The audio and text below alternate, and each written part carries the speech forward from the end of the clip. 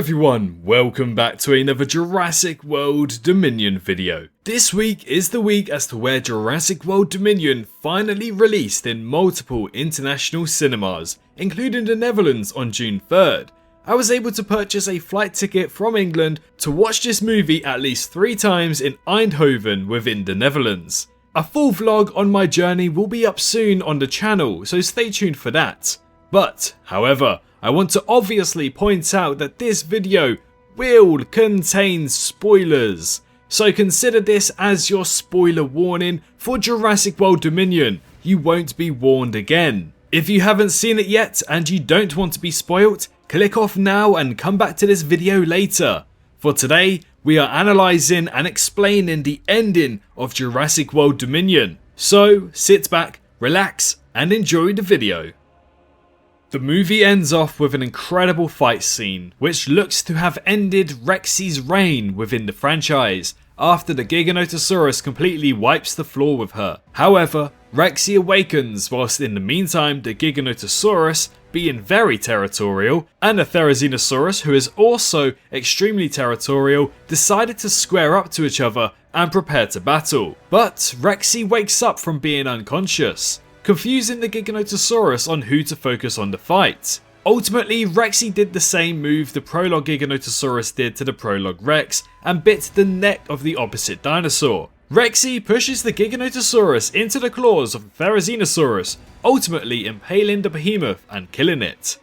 Theri and Rexy share a cinematic scene together, which is honestly gorgeous. All the while, the main cast escape with their lives in a similar fashion to the first Jurassic Park. The main cast then arrive at the Biosyn airstrip where they're all being treated from their wounds, and Ramsey Cole explains how there was massive systemic corruption at the highest ranks possible within Biosyn.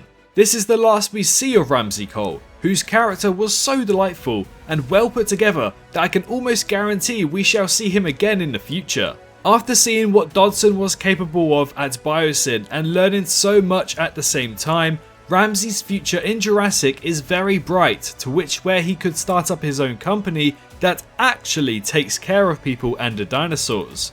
Especially given the fact that the Biosyn land within the Dolomites is now deemed as a global sanctuary for dinosaurs. Kayla begins to tell the story about how her aircraft crashed due to Biosyn and that they literally owe her a new plane. Before we then get a scene that the Jurassic fans have been dying for the past 29 years. Ellie and Alan, knowing that they were meant to be together this whole time, end up kissing each other.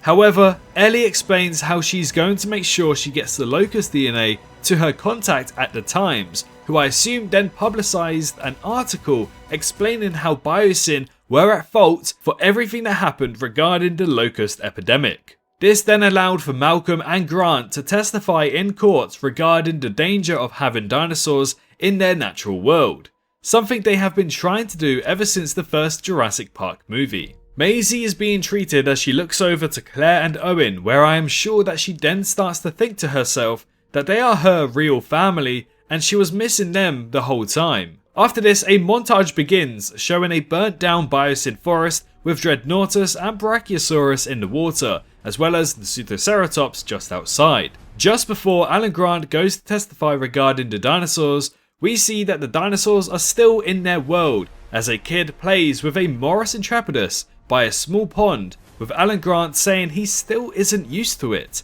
meaning that he is still not used to the dinosaurs in their everyday world. Dr. Wu ended up completing the science behind perfecting the Locusts by creating a perfect one after studying both Maisie and Beta.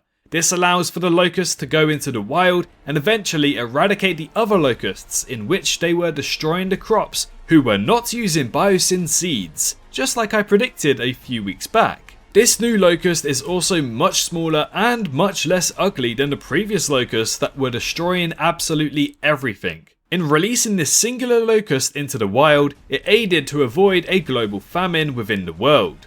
The science behind this Locust is the same science that Charlotte Lockwood used throughout her time in the early 2000s to try and protect Maisie. Now, we get told how dinosaurs will now live in the Biosyn Sanctuary as a global sanctuary, but we get to see 2 new Tyrannosaurus Rexes with what I assume to be Rexy, The only other time we have seen 3 Tyrannosauruses together was within the Lost World with the family.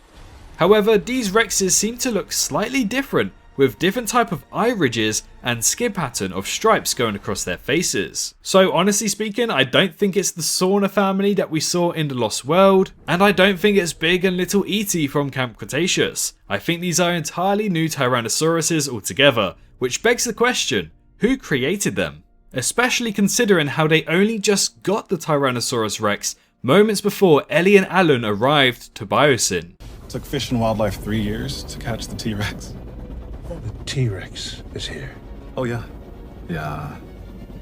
Arrived just before you guys. But some may be confused on why they have not sent all the dinosaurs over to this sanctuary. So let me explain exactly that to you. Essentially, there are far too many dinosaurs in this world for them to all be housed within the Biosyn Sanctuary land, which is also within the Dolomites Mountains. So what is going on here is that the dangerous species such as Tyrannosaurus, Velociraptors, Stegosaurus, Triceratops, and much more are being housed here to instead lower dinosaur related deaths to the public. But smaller dinosaurs such as the Moros, the Microceratus, and more are left to live within the natural world. Obviously, however, there will be some who try to keep the dangerous species for themselves, and that could easily arc into another story for Jurassic, as we already know that Dominion is not the end of the franchise. The dinosaurs will also continue to be transported from the DFW into Biosyn to continue their work on protecting these species, essentially completing Benjamin Lockwood's plan in Fallen Kingdom. Kayla is awarded a brand new aircraft where she starts to customize it. But this story of Kayla Watts has a very odd ending. In one way, this can be seen for her to continue into the future of Jurassic shows or movies, but at the same time she could easily just be a throwaway character after Dominion and we won't ever see her again, a bit like Billy from Jurassic Park 3. Beta is reunited with Blue, but what I like most about this scene is how her last interaction with Owen matches the exact same way we saw their final interactions between each other in the last 2 movies. A matter of saying thank you and then running off into the wild in both Jurassic World and Fallen Kingdom. This is almost identically matched in Dominion as well. We then get a reintroduction of Charlotte Lockwood on Isla Sorna. The embryo crate in the background is the same one that we have seen from the behind the scenes images, which says Isla Sorna on it, confirming that this video was taken on Isla Sorna. Charlotte essentially describes to us how insignificant humans are in the grand scheme of things with dinosaurs. This is masked with the effect that Microceratus is sat with her, a dinosaur that we had no clue was cloned in the early 2000s or the late 1990s. This shows that there's still so much to learn about this story's timeline and how there's still so much to learn about dinosaurs in general.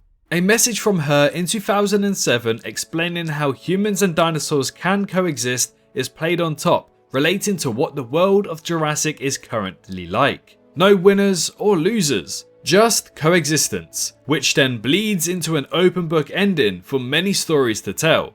But what does all of this mean? Well, as we have known since 2020 and early 2022, there is currently a plan for another movie after Jurassic World Dominion. Whether it's called Jurassic World or something else is a completely unrelated and another new question. But it's without a doubt that this ending of Dominion was such an open book that anything can follow. There were numerous of sudden endings from some characters such as Ramsey, Ian, Alan, Ellie and Kayla that these characters must and should be explored further. Charlotte's speech about the coexistence again points towards the future of Jurassic being about whether humans and dinosaurs can live amongst each other. We already have seen that Blue and Beta are not the last of their kind, with the Jurassic Park 3 Velociraptors supposedly being seen within the Malta scene for a brief second, and also appearing on the Dino Tracker website, as well as now knowing that Rexy is not the last Tyrannosaurus Rex in existence either. So this clearly means that dinosaurs will continue to repopulate the Earth and grow. More companies that would have learned of Biosyn's tactics may follow in their footsteps, continuing to learn to engineer and create new species of dinosaurs every year. Dinosaurs entered the mainland in 2018, and soon became a big population threat within 2019 after the events of Jurassic World Battle at Big Rock. But now, even after Dominion, dinosaurs will continue to live. Overall, the ending is an open book for the story and for the characters. Calling it the epic conclusion of the Jurassic era was a bit much when it didn't really feel like a conclusion at all. However, I am glad that they didn't do this because it means that we will thankfully see much more from this franchise as the years go on. More safety precautions will be put into place about these dinosaurs in the future, but where there is good, there is also bad. More movies and shows are on the way, and with the inclusion of Jurassic World Camp Cretaceous Season 5 in July, I can only imagine what more they'll do leading up to the new Jurassic movie, hopefully in 2025. I mean heck, I'd happily take it sooner. And there we have it. I have explained and recapped the ending of Jurassic World Dominion and how they'll continue the future of Jurassic. There are a lot of open plot lines here that can be explored further in future content, such as the guy who paid Kayla Watts $2,000 to fly some sort of dinosaur over to what I think he mentioned was Germany. But that plotline was never followed. Who was the guy? What was the dinosaur? Why did Kayla take the money? What happened after that? So I can only imagine what is next for this franchise as it continues to expand in this ever-growing world of dinosaurs. Thank you so much for watching today's video. If you want to see a spoiler-free review, feel free to go onto my channel and check it out as it will be a most recent video. A spoiler-filled review will be coming shortly to the channel for all of those who are very impatient and or have already seen Jurassic World Dominion, so definitely stay tuned for that. And I will tease now that we have a very big video in the works as well that I guarantee loads of you will enjoy. Hopefully you enjoyed this Jurassic World Dominion ending explained video, and if you have any more questions regarding the movie or the franchise, feel free to ask them below and I'll try to get to every single one of them. Do consider subscribing to the channel if you enjoyed, but most importantly, stay safe out there, and I can't wait to see you all in the next one. Bye bye. Hello, hi, you, did you enjoy the video? Just a little reminder to press that like button and also subscribe. I just want to thank my Patreons for this month on screen right here, as giving me that little extra support really does go a long way. But anyways, I hope you guys have an amazing rest of your day.